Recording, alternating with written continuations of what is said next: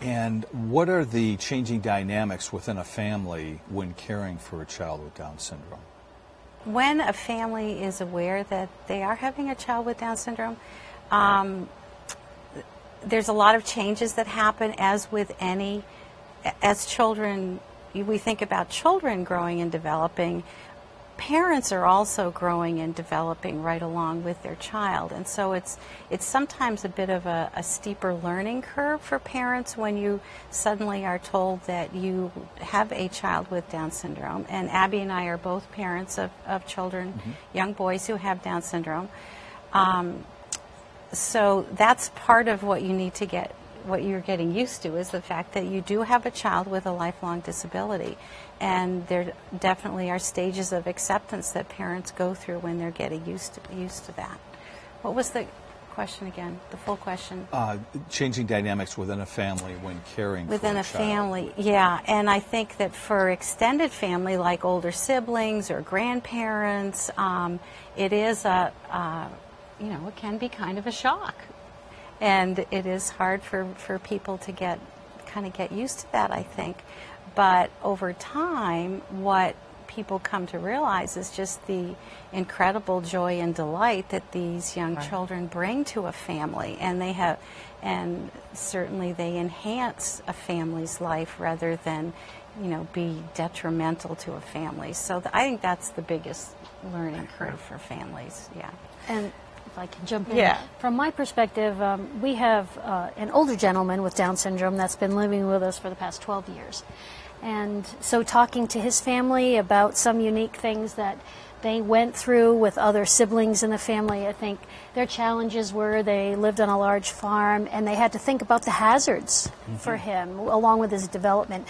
What are the things that you may be able to warn other typically developing kids about, and they don't have to worry, and now they really do. They have to put a different hat on and think about how do we keep this young man safe, but let him do all the same things that his siblings do, because I think with folks with disabilities, it's all about experiencing life the same way, only like you didn't have it at all. So it's really important. I think parents, the challenge they have is, I want my child to go to the camp that siblings go to the same TV shows or movie theaters and malls, and just making sure that you're doing all those same activities and helping, I think, siblings to understand. And siblings are their biggest peers. They are, they're what they're with every day. I think some of our challenges were the physical issues in the beginning, the low muscle tone. That was very, very difficult. Where most kids, by the age of maybe 6 months, they're looking around and lifting their heads, and without PT and OT, I think that we were at about a year, I think almost a year. So the development compared to a child that doesn't have Down syndrome, that's the expectations. It was just completely different for us. Yeah.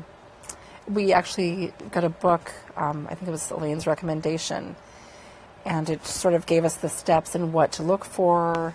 It may not happen, but what to look for, and it was very helpful because those mile markers we checked off in the book, and we were really good about keeping details, raising fingers.